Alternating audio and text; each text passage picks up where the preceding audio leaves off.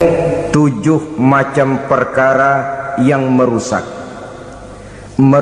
akidah dan keimanan, merusak amal perbuatan yang sudah kita kerjakan, merusak sendi-sendi kehidupan sosial, pendek kata merusak segala hal di dalam kehidupan kita. Jauhilah olehmu 7 macam perkara yang merusak. Yang pertama, asyirku billah, menyekutukan Allah subhanahu wa ta'ala. Agama dimulai dari keyakinan, maka kehancuran agama selalu dimulai dari kehancuran keyakinan, iman atau akidah yang dimiliki oleh seseorang. Dan untuk menghancurkan nilai-nilai iman yang kita miliki ini, orang rasanya tidak akan menghantam kita dengan peluru kendali, orang tidak akan mengirimkan nuklir ke sini, orang tidak juga akan mengirimkan satuan militernya ke sini. Untuk menghancurkan nilai-nilai iman, dibanjiri kita dengan paham-paham yang merusak dan mendangkalkan akidah, baik ia bernama materialisme, baik ia bernama sekularisme, baik ia bernama banjirnya maksiat dan munkarat, baik ia bernama banjirnya peradaban dan kebudayaan yang menghancurkan moral daripada anak-anak kita. Sedikit demi sedikit melenturkan dan melunturkan nilai-nilai keimanan kita, untuk kemudian pada waktunya nilai iman itu akan bertukar dan berganti menjadi nilai syirik kepada Allah subhanahu wa ta'ala. Atau pada sisi lain, menjadikan yang selain Allah sebagai tujuan akhir daripada kehidupan kita. Sedangkan kita sama-sama maklum bahwa di dalam pandangan agama Islam, dosa yang tidak berampun, dosa yang terbesar, termasuk dalam kategori bapak moyangnya dosa, tidak lain adalah syirik, yakni menyekutukan Allah subhanahu wa ta'ala. Pola penghancuran iman ini memang berstrategi. Ditawarkan kita kepada paham materialisme, paham kebendaan, di mana otak menempati urutan sebagai ranking pertama, Tuhan jatuh pada urutan kedua. Lalu menyusul kepada paham sekularisme, Allah dipisahkan dari seluruh kegiatan hidup ini, untuk pada gilirannya menjadikan yang selain Allah sebagai tujuan akhir daripada seluruh kegiatan hidup kita. Oleh karenanya, kewajiban menjaga nilai-nilai iman ini merupakan kewajiban yang mulia tetapi berat, tidak hanya untuk kita, tetapi juga bagaimana mewariskannya kepada anak-anak kita, generasi yang akan datang. Orang-orang tua bijaksana yang diceritakan di dalam Al-Quran, kalau sudah berpikir tentang anak-anaknya, pertanyaan yang paling mereka risaukan ialah, ma ta'buduna min ba'di. Anakku, kalau pada satu saat aku, ayahmu sudah tidak ada lagi di dunia ini, meninggalkan kamu semua, ma ta'buduna min ba'di, apa yang akan kamu sembah nak? Jikalau sekarang ayahmu masih mau ke masjid, masih mau melakukan rukuk dan sujud, masih beribadah menyembah Allah subhanahu wa ta'ala, kalau orang tuamu sudah tidak ada, ma ta'buduna min ba'di, masihkah engkau mau datang ke masjid? Masihkah engkau mau rukuk dan sujud? Masihkah engkau mau menyembah Allah subhanahu wa ta'ala? Pertanyaan ini yang dipikirkan oleh Nabi Yakub kepada putra-putranya. Pertanyaan ini yang diteruskan oleh Nabi Ibrahim kepada anak-anaknya. Pertanyaan ini yang diwariskan oleh generasi ulama salafus saleh kepada para generasi berikutnya. Bagaimana kita generasi sekarang? Kita orang-orang tua sekarang bukan berfikir ma ta'buduna min ba'di, malah yang kita fikirkan ma ta'kuluna min ba'di. Kalau bapak tidak ada nanti kamu makan apa nak? Perkara kamu nyembah apa urusan nomor 18. Yang penting kamu nanti hidup bisa makan, nak. Maka kita sibuk mewariskan harta kepada anak-anak kita. Kita sibuk mewariskan kebun dan tanah kepada anak-anak kita. Kita sibuk mewariskan pabrik kepada anak-anak kita, sementara kita lupa mewariskan intan yang paling mahal, mewariskan mutiara yang paling berharga, yaitu nilai iman kepada Allah Subhanahu wa ta'ala. Alangkah baiknya apabila warisan harta, warisan tanah dan kebun, warisan rumah dan pabrik didasari lebih dahulu dengan mewariskan nilai iman kepada Allah Subhanahu wa ta'ala. Sebagai orang-orang tua, kita boleh bersedih kalau anak kita tidak mengerti komputer. Kita boleh bersedih kalau anak kita tidak mengerti matematika. Kita boleh bersedih kalau anak kita tidak mengerti bahasa Inggris. Tapi sewajarnya lebih bersedihlah kita orang tua jikalau mempunyai anak yang tidak kenal Allah sebagai Tuhannya, yang kemudian tidak mau rukuk dan sujud kepada Allah Tuhannya. Itulah kemalangan yang paling malang bila kita meninggalkan generasi yang tidak bertauhid kepada Allah Subhanahu wa ta'ala. Betapapun anak kita tidak ngerti komputer, saudara, paling-paling kerugiannya cuma kerugian dunia. Masuk dia ke alam barzakh, munkar nakir tidak akan sempat tanya kau belajar komputer apa tidak. Kumpul dia di padang mahsyar, malaikat juga tidak akan tanya matematikamu nilainya berapa. Yang ditanya kau kenal Allah, kau rukuk dan sujud kepadanya, kau pernah datang ke masjid. Oleh karena itu sekali lagi, menjaga nilai iman tidak hanya untuk kita, tetapi juga mewariskannya kepada anak-anak kita generasi yang akan datang. Sungguh kemalangan yang paling besar apabila kita meninggalkan anak-anak kita. Mereka kita tinggalkan lemah ekonominya, itu tidak baik. Mereka kita tinggalkan lemah otaknya, itu pun akan membuat mereka tertinggal oleh yang lain. Tapi yang paling celaka jikalau kita tinggalkan mereka dalam kondisi lemah imannya, rapuh akidahnya, tidak baik dan tidak betul keyakinan hidupnya. Oleh karena itu Nabi berpesan, jauhilah 7 perkara yang merusak. Yang pertama, syirik kepada Allah Subhanahu wa ta'ala, menyekutukan Allah baik dalam ucapan, dalam keyakinan ataupun dalam perbuatan.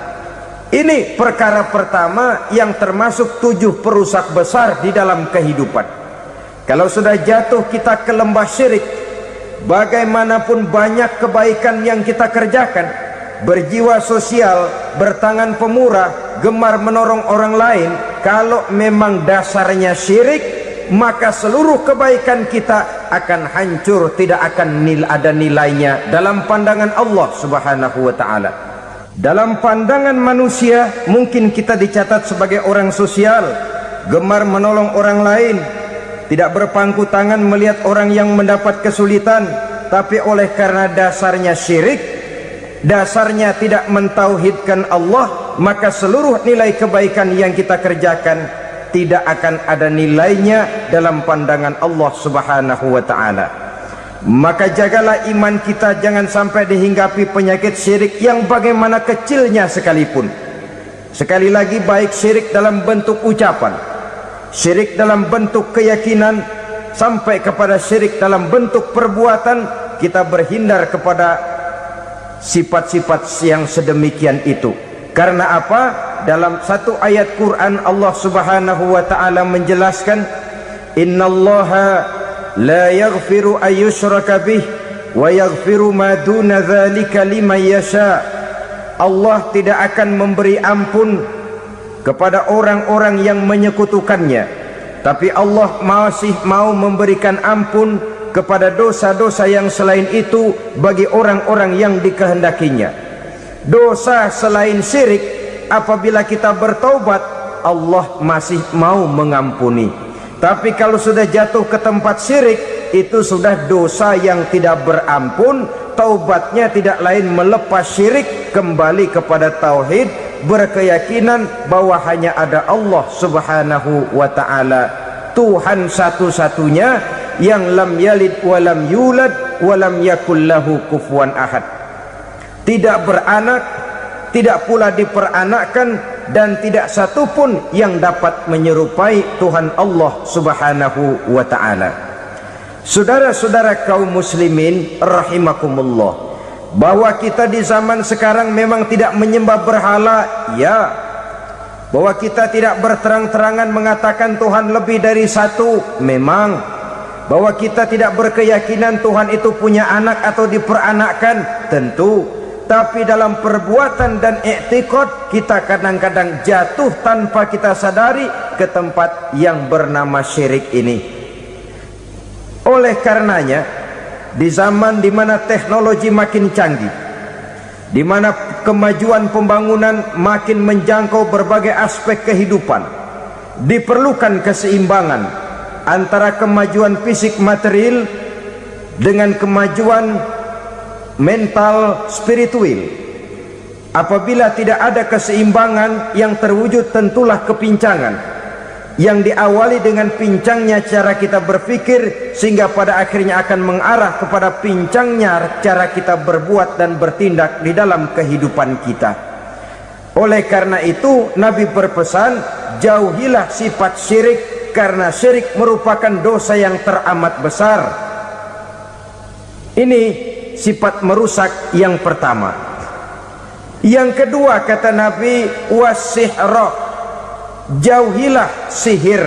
Sihir ini juga termasuk perkara yang merusak kehidupan. Kita semua sama-sama maklum bahwa sihir sebenarnya bukan persoalan baru. Sejak sebelum datang Islam, sihir itu sudah ada.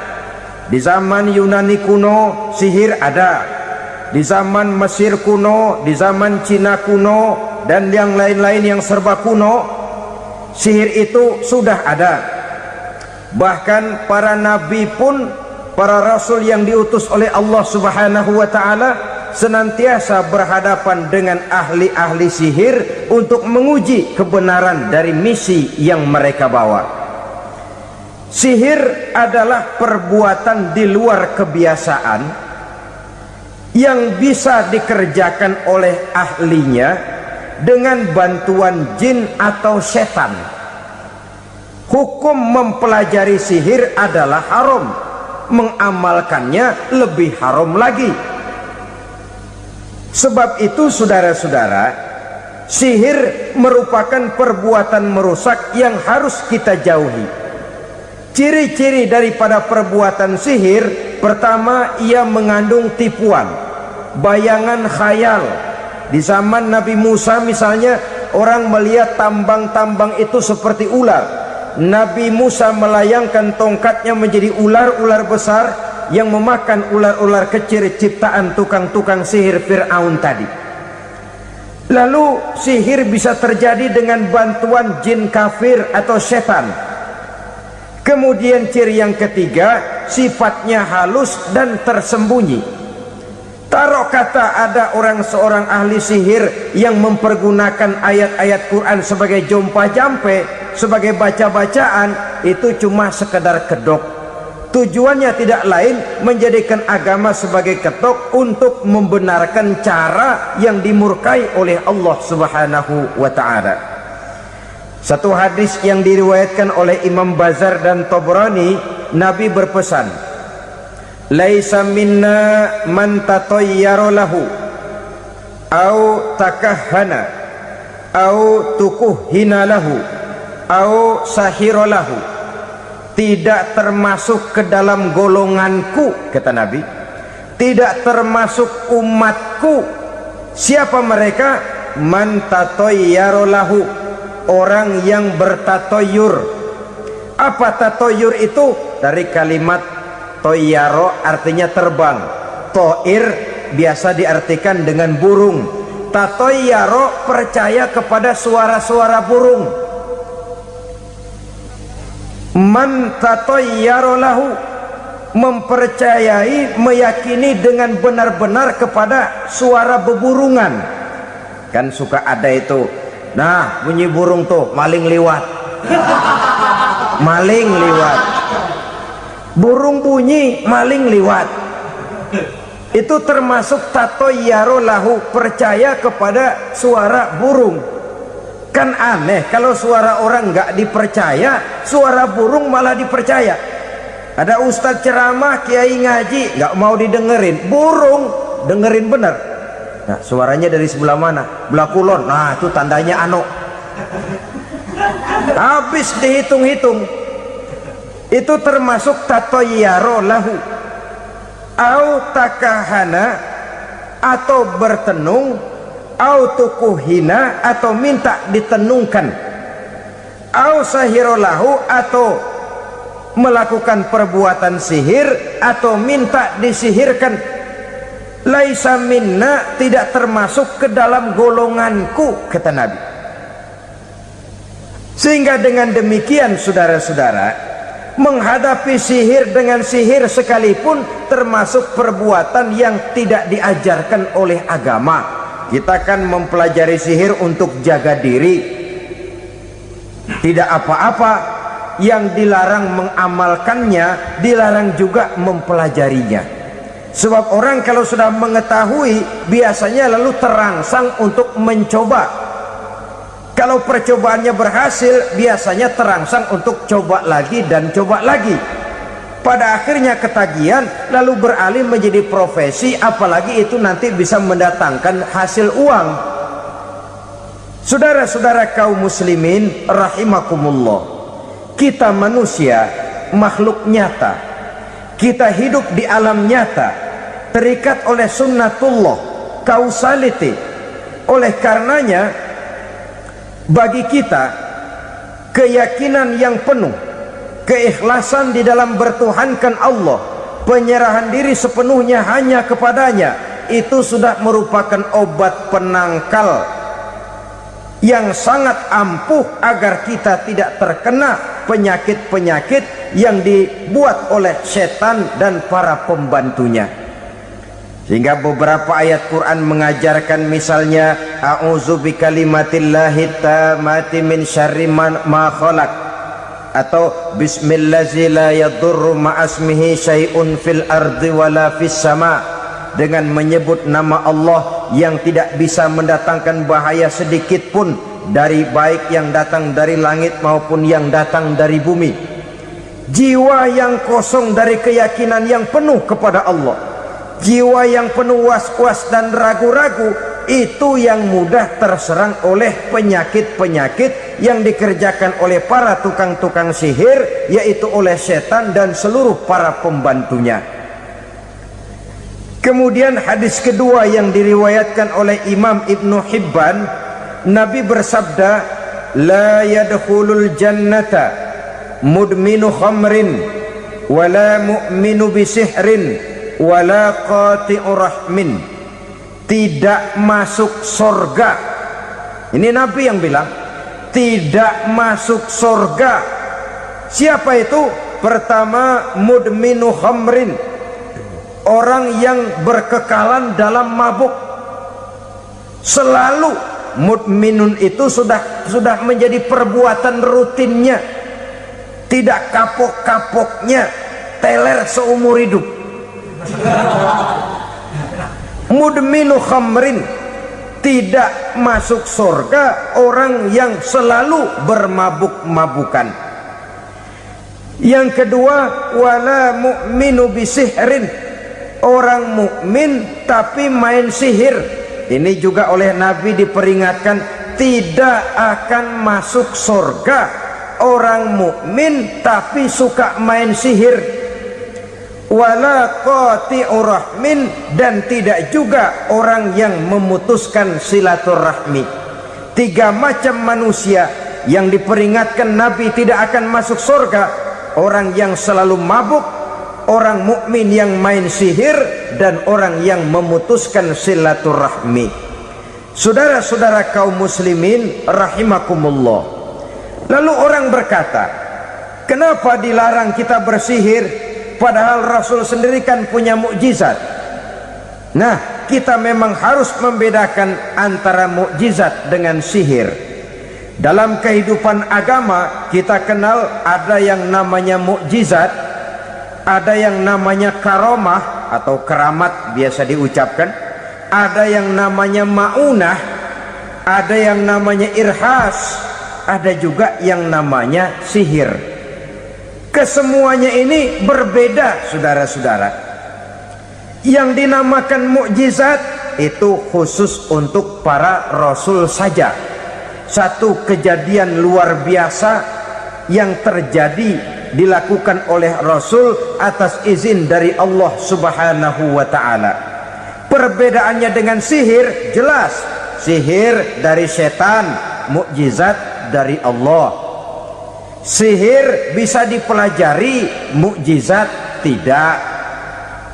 Sihir umumnya untuk maksud-maksud yang tidak baik, sedangkan mukjizat untuk memperkuat kebenaran yang disampaikan oleh para rasul dan ditentang oleh umatnya.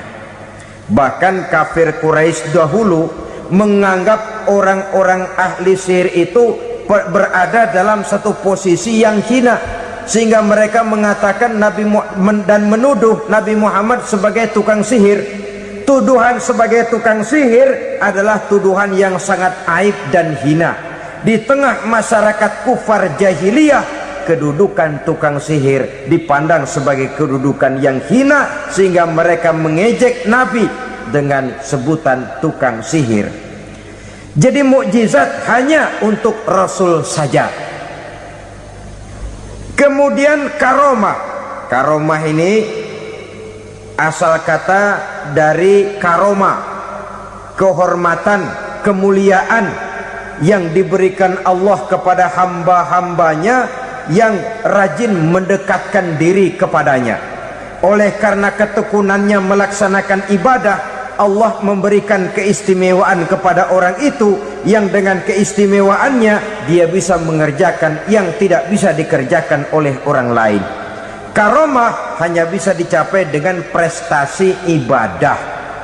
Kalau sihir mau ibadah apa enggak, asal dia belajar, bersatu dan berteman dengan setan, memenuhi persyaratan-persyaratan setan, biasanya lalu bisa. Sedangkan karomah tidak mungkin terwujud tanpa orang mendekatkan diri sedekat-dekatnya kepada Allah Subhanahu wa ta'ala.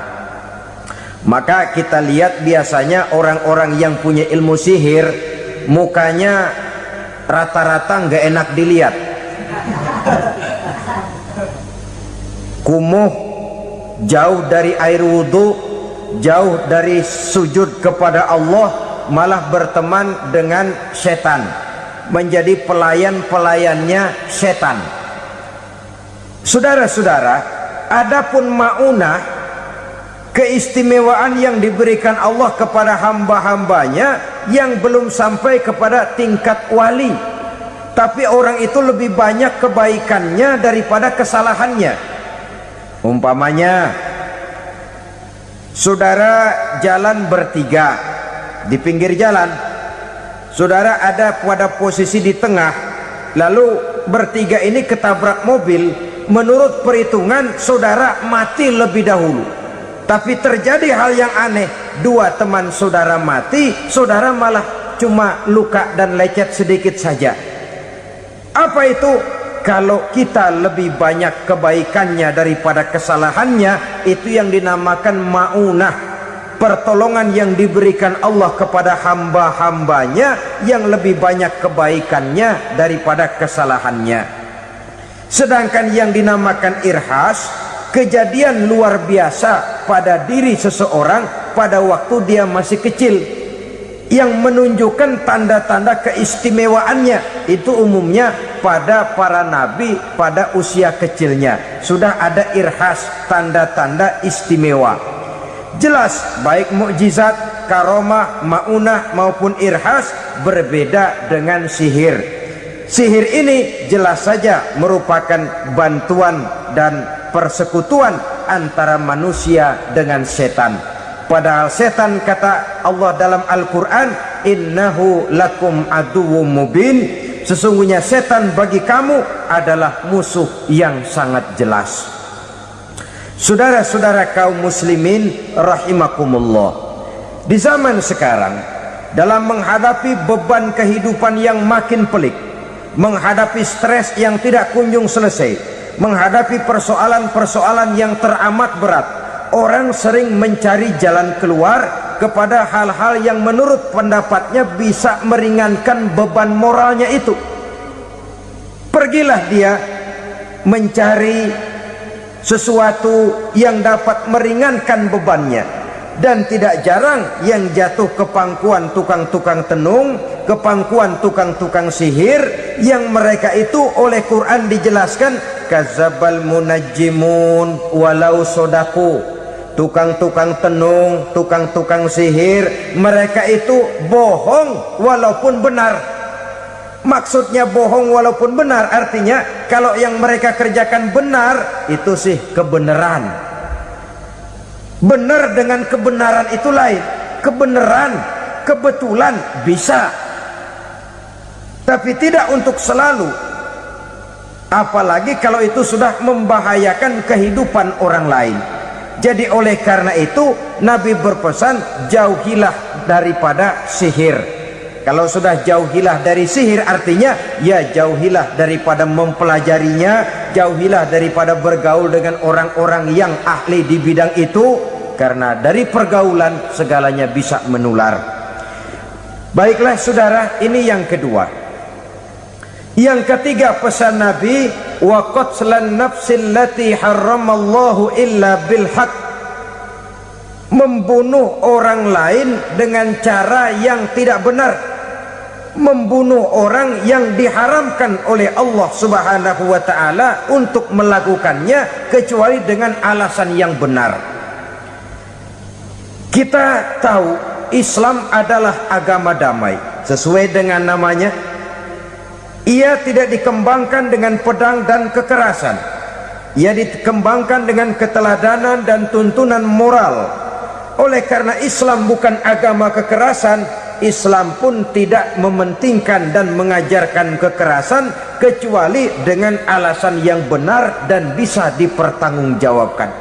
Membunuh dengan sengaja, menghilangkan nyawa orang lain tanpa alasan yang bisa dibenarkan adalah merupakan dosa besar dan satu di antara 7 perkara yang bisa mendatangkan kerusakan dalam kehidupan dan yang hendaknya harus kita jauhi. Saudara-saudara kaum muslimin rahimakumullah, beberapa waktu yang lalu di sebuah kota kecil yang indah bernama New Auckland. Saudara tahu New Auckland? Itu dari Gunung Kidul masih ngidul lagi. Pernah diadakan satu seminar yang membicarakan bagaimana menyelamatkan masyarakat manusia dari bahaya Perang Dunia Ketiga. Diperkirakan kalau terjadi Perang Dunia Ketiga, manusia tidak akan tersisa. Sebab apa? Pada waktu itu cadangan nuklir yang dimiliki oleh bersama Amerika dan Rusia konon sudah sanggup memusnahkan 6 miliar manusia pada saat jumlah manusia baru 5 miliar. Jadi kelebihan nuklir dunia ini. Kalau terjadi Perang Dunia Ketiga, sulit manusia untuk tersisa. Maka dibahaslah di dalam seminar itu, wah, supaya tidak terjadi Perang Dunia Ketiga, maka perlombaan membuat senjata-senjata canggih, alat-alat pembunuh modern harus segera dibatasi. Dibahas, tidak mungkin kita membatasi perlombaan membuat senjata. Kenapa? Makin maju ilmu dan teknologi, makin canggih senjata yang ditemukan. Atom sudah meningkat menjadi nuklir, nuklir sudah meningkat menjadi neutron, dan kita tahu bom yang bernama neutron ini bom yang cukup membunuh tanpa perlu merusak. Artinya kalau dia diledakkan di kota kita ini, bangunan utuh, jembatan tidak ambruk, rumah-rumah tetap berdiri, tapi semua yang bernama hidup mati. Itu katanya lebih sopan dari bom atom. Sebab kalau si atom ini sudah membunuh, merusak pula. Neutron cukup membunuh saja tanpa perlu merusak. Jadi majunya senjata-senjata teknologi sebagai akibat yang logis dari kemajuan ilmu pengetahuan ini tidak bisa kita batasi. Dan memang sebenarnya yang bahaya bukan senjatanya, tapi manusia yang mengendalikan senjata itu. Mereka kembali kepada prinsip the man behind the gun. Bukan senjatanya yang bahaya, tapi manusia yang mengendalikan senjata itu yang bahaya. Walaupun senjatanya modern, katakanlah model M16 umpamanya, kalau yang mengendalikannya orang beriman, insya Allah aman. Tapi biar megang cuma senapan angin, kalau yang megang orang brutal, ngeri kita deket-deket. Apalagi kalau memang bukan ahlinya menggunakan senjata, bisa ngeker kaki kena jidat.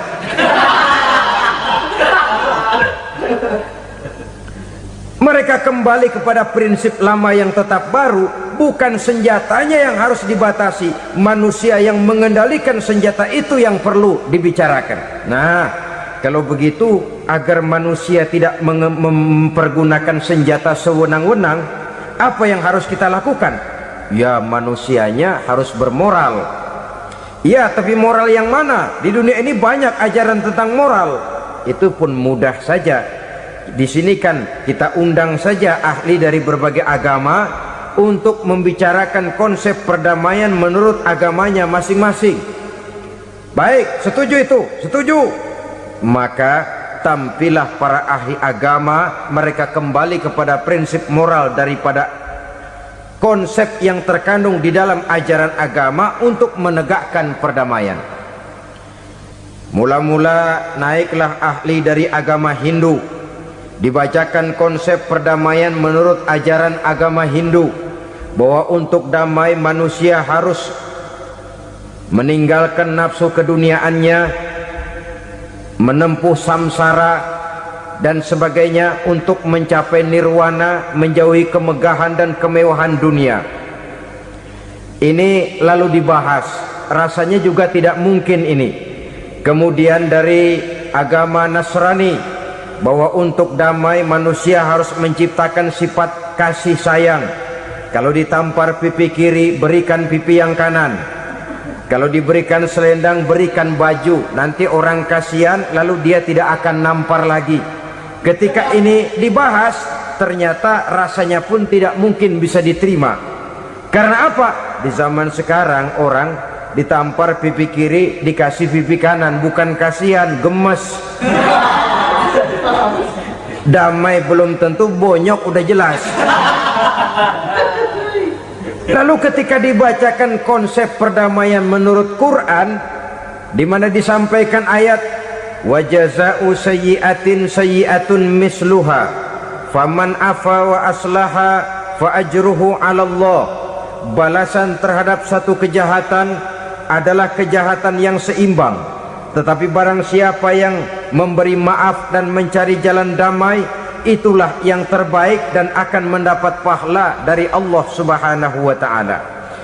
Kamu tidak salah ditampar pipi kirimu, tampar lagi pipi kirinya sekeras dia menampar pipi kirimu. Nanti orang tidak mau menampar kita karena dia tahu kalau dia tampar kita, dia akan menderita tamparan sekeras dia menampar kita. Akan terjadilah prinsip saling hormat menghormati, tidak saling ganggu, tidak saling usil, tidak saling jahil. Atas dasar ini perdamaian bisa ditegakkan. Mereka bisa menerima konsep ini, tapi kemudian seminar ditutup tanpa satu keputusan resmi. Kenapa? Terus terang mereka kagum dengan konsep Islam, tapi sentimen lama terhadap nilai-nilai Islam telah menutup mata mereka untuk menerima kebenaran dari ajaran Al-Quranul Karim. Saudara-saudara kaum muslimin rahimakumullah, kembali kita kepada persoalan pokok. Roh adalah dari Allah, dia akan kembali kepada Allah, milik mutlak dari Allah. Tidak pantas kita merampasnya dari orang lain. Tidak wajar kita menghilangkannya tanpa alasan yang dibenarkan oleh agama. Di zaman sekarang akibat persaingan hidup yang makin tajam, lapangan kerja yang makin sulit, tensi ekonomi yang makin tinggi, atau karena nilai moral yang makin rendah, atau juga karena rapuhnya pegangan orang kepada agama, nyawa rasanya sudah sedemikian murahnya. Berbagai kasus membuat berdiri bulu roma kita. Ada mayit, ada manusia dipotong 6, dicincang macam kambing. Ada yang dipotong 5, ada yang dipotong 13, dikardusin, dibuang ke tempat sampah. Inna lillahi wa inna ilaihi raji'un. Gejala apa ini? Kanibalisme. Manusia sudah demikian sadisnya, manusia sudah sedemikian buasnya, sehingga sesama manusia diperlakukan seperti hewan. Padahal hewan sendiri belum pernah macan makan macan, bagaimanapun buasnya macan. Belum pernah serigala memakan serigala, bagaimanapun brutalnya serigala. Tetapi manusia makan manusia di zaman sekarang kadang jadi kenyataan dalam kehidupan kita. Kadang persoalannya remeh saja, soal uang 200 perak, pisau bicara, nyawa melayang. Soal rokok sebatang, celurit bicara, nyawa melayang. Soal-soal yang sama sekali tidak prinsip, begitu mudah kita menghilangkan nyawa orang lain. Padahal Nabi pernah memperingatkan, apabila dua orang muslim sudah berkelahi dan berbunuh-bunuhan, al-qatil wal maktul finnar, yang membunuh dan yang terbunuh dua-duanya neraka. Sahabat heran, ya Rasul, kalau yang terbunuh, kalau yang membunuh masuk neraka itu sih wajar, tapi yang terbunuh kenapa neraka juga? Beliau menjawab, dua-duanya sudah punya niat untuk saling membunuh. Niatnya itu yang diponten. Yang terbunuh cuman lagi apos aja, keduluan dia. Umpama tidak terbunuh, pasti dia yang akan membunuh. Oleh karenanya al-qatil wal maktul, yang membunuh dan yang dibunuh finnar, dua-duanya masuk ke dalam neraka. Islam menghormati kehidupan, tidak hanya terbatas kepada sesama muslim, orang-orang yang berlainan agama pun yang mau hidup berukun, damai, berdampingan dengan umat Islam, jiwa mereka, darah mereka dilindungi oleh nilai-nilai Islam yang disebut dengan kafir zimmi ini. Mengganggu mereka sama saja dengan mengganggu aku, kata Nabi. Jadi oleh karena itu, sayangilah sesama. Kehidupan adalah anugerah Allah, bukan wewenang kita untuk mencabutnya dari orang lain, bukan wewenang kita untuk merampas dan menghilangkannya dari orang lain. Apa yang tidak enak terjadi pada diri kita, begitu pula lah apabila terjadi pada diri orang lain. Sehingga Nabi mengatakan, la yu'minu ahadukum hatta yuhibba li akhihi ma yuhibbu li nafsihi. Belum dikatakan beriman seseorang kamu apabila dia belum mencintai saudaranya seperti ia mencintai dirinya sendiri. Apa yang enak dirasakan oleh orang lain, enak juga dirasakan oleh dia. Mengukur orang lain dengan diri sendiri. Kalau orang lain tanpa salah saya fitnah, kalau saya tanpa salah difitnah orang, enak apa enggak? Enggak, orang lain juga begitu. Kalau orang lain tanpa salah saya tempeleng kepalanya, enak apa tidak? Tidak. Orang lain juga begitu. Yang tidak enak terjadi pada diri kita, tentu tidak enak juga kalau terjadi pada orang lain. Mengukur orang lain dengan diri sendiri, sehingga tidak timbul sifat egois, tidak menari di atas bangkai orang lain, tidak mendirikan kebahagiaan di atas untayan air mata orang lain. Sehingga dengan demikian, saudara-saudara, dia bisa menghormati kehidupan, menghormati orang lain sebagaimana dia ingin dihormati. Inilah perbuatan ketiga yang merusak, membunuh orang lain dengan yang diharamkan Allah tanpa alasan yang benar. Yang ketiga. Kemudian yang keempat, perbuatan merusak, wa aklar riba, makan riba. Hidup adalah tolong menolong. Bahasa kerennya take and give katanya, saling memberi dan saling menerima. Nabi mengajarkan man kuraba kurbatan min kurabid dunya karaballahu lahu kurbatan min kurabi yaumal qiyamah wallahu fi aunil abdi madamal abdu fi auni akhihi. Siapa yang meringankan beban dari beban-beban yang dirita seseorang di dalam kehidupan dunia, Allah akan meringankan bebannya daripada beban-beban yang harus dipikulnya di hari kiamat nanti. Wallahu fi aunil abdi madamal abdu fi auni akhihi. Allah senantiasa akan menolong seorang hamba selama hamba itu masih mau menolong saudaranya. Allah selalu akan menolong seorang hamba selama hamba itu masih mau menolong saudaranya. Apabila kita sudah berpangku tangan terhadap kesulitan orang lain, biasanya pun pada saat kita mendapat kesulitan, kita akan sulit juga memperoleh pertolongan. Nah, riba alias renten, kedoknya adalah menolong orang, tapi sama juga bulu buntutnya dilepas, palanya dicekek. Menolong orang pada akhirnya menjadi beban bagi seseorang, dan memang mencari orang-orang yang berada dalam posisi kesulitan. Biasanya di daerah-daerah di mana musim paceklik, jadi lapangan kerja sulit, sedangkan urusan perut tidak bisa ditunda. Akhirnya orang terjebak ke dalam rentenir, ke dalam riba, ke dalam renten. Bunga berbunga, sehingga satu saat jumlah bunganya bisa lebih besar dari jumlah pinjaman pokoknya. Kemudian kalau juga ternyata tidak bisa dibayar, rumah jadi taruhan.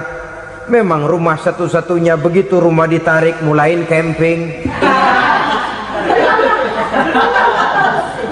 Bukankah pada akhirnya akan mewariskan kesengsaraan?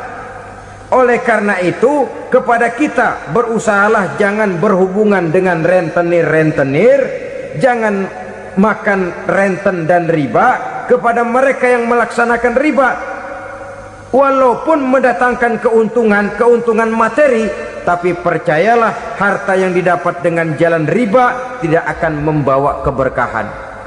Manakala tidak membawa keberkahan, dia tidak akan mendatangkan ketenangan di dalam kehidupan kita. Oleh karenanya, memakan harta riba termasuk perbuatan yang merusak sendi-sendi kehidupan sosial, merusak kehidupan orang lain, merusak kehidupan masyarakat, tetangga, pergaulan, dan sebagainya.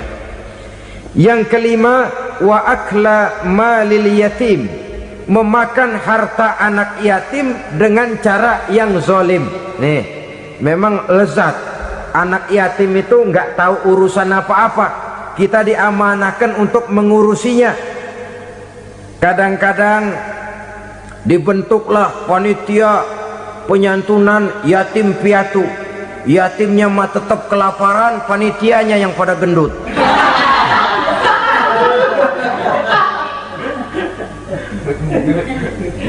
Padahal memakan harta anak yatim termasuk perbuatan dosa besar, dan menjantuni yatim merupakan perbuatan mulia.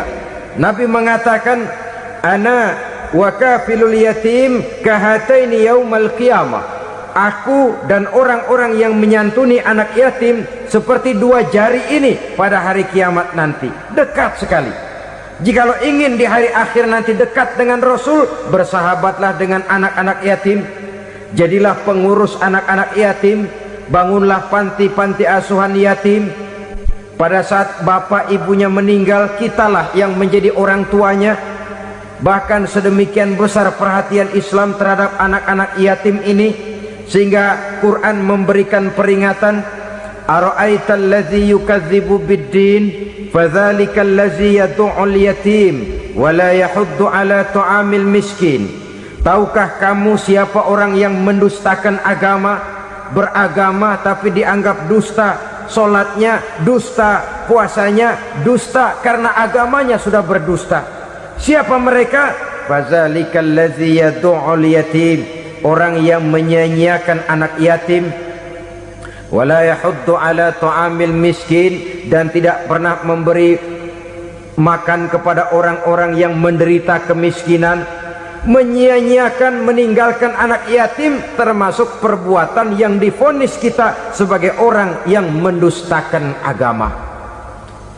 Saudara-saudara kaum muslimin rahimakumullah, maka sangat dicela mengeksploitir anak-anak yatim, menjadikan mereka sebagai kedok untuk mencari kekayaan pribadi. Tetapi jikalau ikhlas, ganjarannya sangat besar, nilai pahalanya sangat besar. Menyantuni yatim tidak hanya setahun sekali. Kalau Muharram pakai istilah lebaran yatim, dibentuklah panitia, diberilah beras, uang 45.000 rupiah, alhamdulillah. Tapi jangan lupa, si yatim tidak hidup cuma satu hari, dia tidak hidup cuma di bulan Muharram saja, dia hidup 12 bulan dalam setahun. Sebagaimana anak-anak yang lain, dia juga berhak punya masa depan, dia juga berhak menikmati bangku sekolah, dia berhak mengenyam arti dan makna pendidikan, dia berhak membekali diri dengan ilmu dan pengetahuan seperti halnya anak-anak yang lain. Maka kita yang diberikan keluasan oleh Allah, ingatlah itu, bersahabatlah dengan anak-anak yatim, santuni mereka. Perkara setahun sekali di bulan Muharram, alhamdulillah, itu bagus, bin Thayyib alias baik. Tapi tentu dan tentu, sekali lagi, si yatim tidak hanya hidup di bulan Muharram, dia hidup 12 bulan dalam setahun, 24 jam dan di dalam sehari. Oleh karenanya, menyia-nyiakan mereka pada saat posisi kita memang mampu akan memojokkan kita dalam satu posisi di mana kita dianggap sebagai orang yang mendustakan agama, memakan harta anak yatim dengan cara yang zolim. Bapaknya udah meninggal, kebunnya lebar, anaknya dikelecehin. Nah, dah kamu nggak usah pusing, nanti saya yang ngurus. Akhirnya bukan ngurus, nguras. Si yatim mungkin tidak tahu bahwa dia disia-siakan, haknya diambil, miliknya dizolimi. Tapi Allah yang akan membalasnya dengan seadil-adilnya. Maka makan harta anak yatim biasanya balasannya tokcer bin paten. Nggak banyak selang tempo itu, nggak percaya cobain dah. Nyobain aja kan nggak bayar, umpama memakan harta anak yatim dengan cara yang zolim, ganjarannya biasanya kontan. Kenapa? Ratapan si miskin, untayan air matanya, jeritan kepedihan hatinya, membuka pintu langit, permohonannya diijabah, getaran hatinya didengarkan oleh Allah, maka balasannya biasanya kontan, spontan, tidak menunggu waktu terlalu lama. Itu di dunia, belum lagi di akhirat nanti. Bukankah dalam riwayat Mi'raj diceritakan Nabi melihat di neraka itu orang perutnya sebesar rumah, la haula wala quwata, itu perut kayak rumah, bagaimana jalannya tuh orang? Dan memang gak jalan, diseret-seret oleh malaikat di neraka itu. Hancur perutnya, amburadul itu perut, berantakan isinya, dibulatkan lagi, diseret lagi, hancur lagi, dibulatkan lagi. Sampai Nabi tanya, orang itu begitu berat siksanya kenapa ya Jibril? Itu Muhammad, waktu di dunia dulu rakus banget makan harta anak yatim. Begitu vonisnya, begitu menyedihkan nasibnya di akhirat. Tapi di dunia pun ketidakberkahan itu sudah membayangi kehidupannya. Oleh karena itu, kepada saudara-saudara yang mendapat titipan anak yatim, berbahagialah, karena semulia-mulia rumah adalah rumah yang di dalamnya ada anak yatim yang disantuni. Sehina-hina rumah adalah rumah di mana di dalamnya ada anak yatim yang disia-siakan. Begitu kata Nabi kita. Rumah yang paling mulia dalam pandangan Allah, rumah yang di dalamnya ada anak yatim yang disantuni. Rumah yang paling hina dalam pandangan Allah, rumah yang di dalamnya ada anak yatim yang nasibnya disia-siakan. Berbahagialah saudara apabila menjadi penyantun anak-anak yatim, pelindung mereka, sehingga mereka mempunyai masa depan sebagaimana anak-anak lainnya. Rasulullah sendiri sedemikian peka terhadap keadaan anak-anak yatim karena beliau sendiri memang mengalami umur 6 bulan dalam kandungan ibu, beliau sudah ditinggalkan oleh ayahnya. Pada saat berusia 6 tahun ibu sudah meninggal. Yatim piatu dalam usia di mana beliau sedang perlu belas kasih seorang ibu dan pengertian seorang bapa. Kepekaan itu lalu timbul, bahkan kemudian sampai kepada beliau berkata, aku dan orang yang menyantuni anak yatim seperti jari tengah dan jari telunjuk di hari akhirat nanti. Sedemikian dekatnya. Baiklah ya, jadi yang kelima, memakan harta anak yatim. Jauhi karena ini perbuatan yang merusak. Yang keenam, watawalli yaumaz zahfi, melarikan diri pada hari pertempuran. Apa ini? Khianat, tidak konsekuen dengan konsep perjuangan. Pada mulanya keras benar teriak berantas korupsi, ganyang korupsi, cuma karena belum dapat giliran. Begitu dia naik dapat kesempatan, korupsinya lebih edan dari yang diteriakinya. Ini termasuk tawalli yaumaz zahfi, berpaling pada hari peperangan. Di saat menghadapi musuh, kalau belum kelihatan musuh, teriaknya nyaring bener. Jangan takut demi kebenaran sampai titik darah yang paling penghabisan. Musuh belum kelihatan. Begitu musuh sudah kelihatan, paling dulu lari ke belakang. Kalau diajak berjuang ada saja alasannya. Sehingga Quran memberikan peringatan kepada kita semua. Mengapa kamu ini berat? Kalau sudah diajak berjuang di jalan Allah, kakimu seperti terhunjam berakar di perut bumi. Berat untuk melangkah berjuang. Lari dari pertempuran tidak konsekuen dengan konsepsi perjuangan. Mau enaknya saja dalam kondisi yang sulit lalu berpangku tangan. Ini termasuk ciri munafik yang di dalam Al-Quran disindir dengan bahasa kullama adha'a lahum masyaufi wa iza azlama alaihim qamu. Waktu terang mereka jalan, giliran gelap mereka mandek. Artinya, maksudnya kalau giliran ada untungnya aja rame-rame teriak Islam, tapi begitu diminta berjuang, dituntut berkorban, rame-rame mundur. Waktu dilihat di Islam ada untungnya, rame-rame teriak Islam. Pak, saya Islam banget pak. KTP saya Islam pak. Pokoknya Islam banget dah. Tapi ketika diminta berjuang, dituntut sedikit berkorban, rame-rame mengundurkan diri. Tahun 65 PKI berontak. Waduh, waktu itu jadi orang Islam untung itu. Nggak dikejar-kejar, aman. Masjid rame, masjid, mobil-mobil mewah parkir di depan musola dan masjid. Kenapa? Waktu itu asal udah ke masjid aman. Islam selamat, untung. Tapi begitu keadaan aman, yang parkir di musola sepeda butut melulu.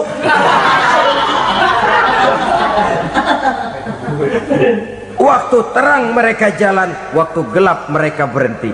Dikala di Islam ada untungnya, baru wah Islam bagus, Islam hebat. Tapi waktu dilihat ada kerugian, jangan bawa-bawa Islam dah. Jangan bicara soal Islam, ini kan bukan soal agama. Bukan soal agama. La haula wala quwata illa billah. Beragama kita ambil talfik fiddin, mengambil yang enteng-enteng saja dalam urusan beragama ini. Tidak konsekuen kita dengan Islam kita. Seolah kita mau memilih mana yang terasa cocok sama selera kita, kita teriak Islam. Beratan aja dikit, rame-rame berpaling. Itu termasuk tawalli yaumaz zahfi. Para pengkhianat, mental-mental hipokrit yang tidak mau konsekuen menghadapi segala bahaya. Itu termasuk perbuatan yang merusak. Kenapa? Kalau cuma dia saja yang lari, mungkin tidak jadi soal. Tapi larinya ini akan mempengaruhi orang lain. Nah, pengaruhnya itu yang dicegah. Sebab kalau satu sudah mulai lari, yang lain mulai ngelirik. Ketika yang dilirik kemudian tidak ada reaksi, dia akan ikut lari. Artinya apa? Seorang muslim harus konsekuen dengan konsep perjuangannya, dengan keyakinan keagamaannya, dan tidak memilih yang enak-enak saja di dalam kehidupan beragama. Lari dari pertempuran, bermental khianat, mengkhianati agama, merupakan satu di antara sifat yang merusak. Terakhir saudara,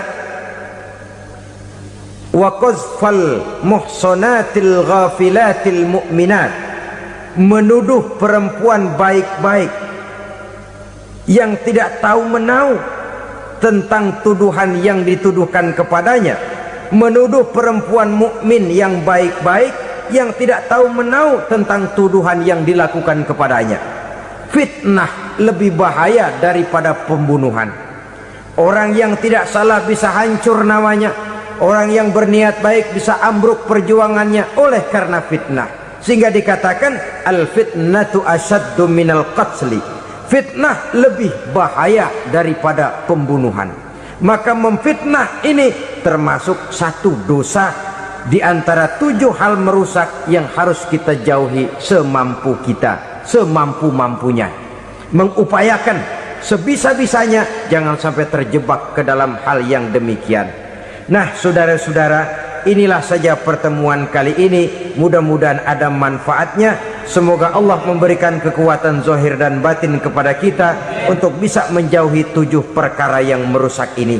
Selalu berusaha menyimpan sesuatu yang bisa membawa manfaat, baik untuk dirinya, untuk anak cucunya, maupun untuk keluarganya, untuk masa kini dan masa depannya.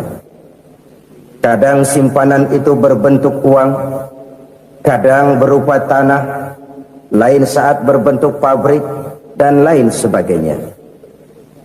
Sementara masa depan yang paling pasti adalah akhirat. Jika untuk masa depan dunia kita rela memeras keringat, membanting tulang, pergi pagi dan pulang petang, menyimpan uang, menyimpan tanah, menyimpan pabrik, pernahkah kita merenung jika satu saat kiamat datang, kita dibangkitkan dari kubur masing-masing, berdiri di padang mahsyar untuk mempertanggungjawabkan seluruh kegiatan hidup kita di dunia ini, lalu kita akan menuju ke alam akhirat. Sudahkah kita mempunyai simpanan untuk akhirat kita? Pada pertemuan kali ini saya ingin menyampaikan sebuah hadis di mana Rasulullah sallallahu alaihi wasallam bersabda, arba'un min kanzil jannah, simpanan sorga ada 4 macam. Yang pertama, ikhfa'us sadaqah, menyembunyikan sedekah. Saudara-saudara kaum muslimin, sebagaimana yang kita maklum bahwa Allah Subhanahu wa taala melebihkan sebagian rezeki dari kita terhadap yang lain. Ada yang kaya, ada yang setengah kaya, ada yang miskin, ada yang setengah miskin, dan selanjutnya. Ada yang gajinya kecil tapi penghasilannya gede. Ada yang penghasilannya gede tapi nggak punya gaji. Ada juga yang memang gajinya gede dan penghasilannya gede. Kelebihan rezeki merupakan sunnatullah dan tidak harus membuat kita merasa lebih dari yang lain. Bahkan sebaliknya, kelebihan itu harus membuat kita ringan tangan untuk menolong mereka yang memang memerlukan pertolongan. Kalau saudara diberikan ilmu, maka pertanyaan akhirat cuma satu: ilmumu kau amalkan untuk apa? Kalau saudara diberikan umur yang panjang, pengadilan akhirat juga bertanya satu: umurmu kau habiskan di mana? Tapi kalau saudara diberikan harta, pengadilan akhirat akan bertanya 2: hartamu kau dapat dari mana, kau belanjakan kemana. Dari mananya ditanya, dan kemananya juga ditanya. Oleh karena kita akan dimintakan pertanggungan jawab, maka amanah yang bernama harta ini harus kita gunakan dengan sebaik-baiknya.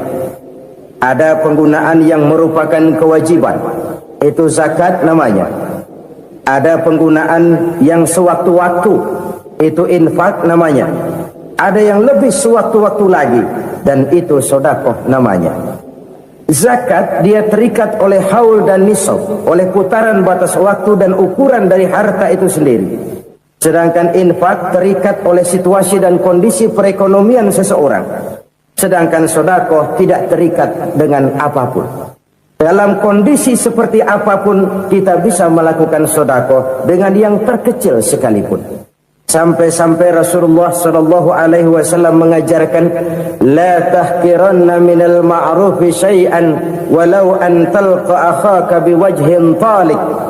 Atau ada hadis, tabassumuka fi wajhi akhika laka shadaqah. Senyumanmu kepada temanmu adalah sedekah. Jadi untuk melakukan sedekah tidak harus dalam berbentuk uang. Dengan ilmu kita bisa sedekah, dengan tenaga kita bisa bersedekah, dengan pikiran kita bisa bersedekah, bahkan senyum kepada teman itu pun sedekah. Jadi kalau sedekah dengan uang memang belum punya uang, nyengir aja banyakin. Itu asal pada tempatnya, jangan lalu ketemu tiang listrik cengengesan. Tentu tidak pada tempatnya dan tidak wajar. Nah, sedekah yang paling dicintai Allah adalah sedekah yang disembunyikan. Artinya jauh dari sifat riya. Dan kadang-kadang ada orang sedekah itu disebutkan namanya. Apa tidak bagus? Kalau memang niatnya ikhlas, ya bagus-bagus saja. Untuk memberikan sugesti kepada yang lain. Di Fulan bin Fulan nyumbang sekian, diumumkan. Boleh kalau niatnya untuk memberikan rangsangan kepada yang lain supaya dia menyumbang lebih besar dari orang tadi. Tapi kalau itu mendatangkan riya, maka sedekah yang paling dicintai Allah adalah sedekah yang disembunyikan. Tangan kiri saja tidak tahu apa yang diberikan oleh tangan kanan. Sedekah yang dilakukan dengan ikhlas akan merupakan perbendaharaan surga, tersembunyi dari pandangan orang lain, tidak seorang pun tahu. Karena memang sikap yang baik adalah melupakan kebaikan dan mengingat kesalahan. Itu salah satu ciri orang bahagia. Orang yang selalu mengingat kesalahannya dan berusaha melupakan segala kebaikannya. Kalau dia akan ada kebaikan, dia tidak bisa ikut, dia merasa rugi karena dia merasa belum pernah berbuat baik. Tapi kalau akan melakukan kesalahan baru, dia ingat kesalahan yang sudah-sudah, sehingga terhalang baginya untuk melakukan satu kesalahan baru. Demikianlah saudara-saudara, bahwa Allah melebihkan rezeki sebagian kita dari yang lain, agar terjadi tolong-menolong dalam kehidupan ini. Jadi kesenjangan yang nature, kesenjangan yang alami, itu sunnatullah. Ada yang kaya, ada yang miskin, ada yang kelas menengah. Nah, kenapa lalu sekarang kita berusaha mengentaskan kemiskinan? Oleh karena adanya kesenjangan struktural. Kalau yang kaya bisa semakin kaya, kenapa yang miskin tidak bisa naik jadi ikut sedikit kaya? Sebab pada dasarnya Islam adalah agama yang sejak turunnya sudah berupaya memerangi kemiskinan.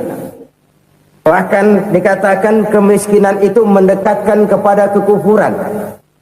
Orang kalau miskin udah dekat banget sama kafir. Gampang menjadi kafir. Berapa banyak saudara-saudara kita yang oleh karena soal perut, oleh karena soal materi, terpaksa meninggalkan dan menanggalkan akidahnya. Menjual petunjuk yang diberikan Allah dengan hak kesenangan dunia yang cuma sebentar ini. Na'udzubillah, thumma na'udzubillah. Jadi makin kita sembunyikan satu sedekah, semakin banyak perbendaharaan kita di surga. Sedekah yang paling dicintai Allah adalah sedekah yang disembunyikan. Malahan ada seorang sufi, dia punya kebiasaan kalau pergi sholat Jumat dia bawa uang, itu uang dia taruh di bawah tikar masjid. Dia niat sedekah kepada siapa saja yang nemuin itu duit. Maksudnya apa? Supaya yang nemuin nggak tahu siapa yang punya duit.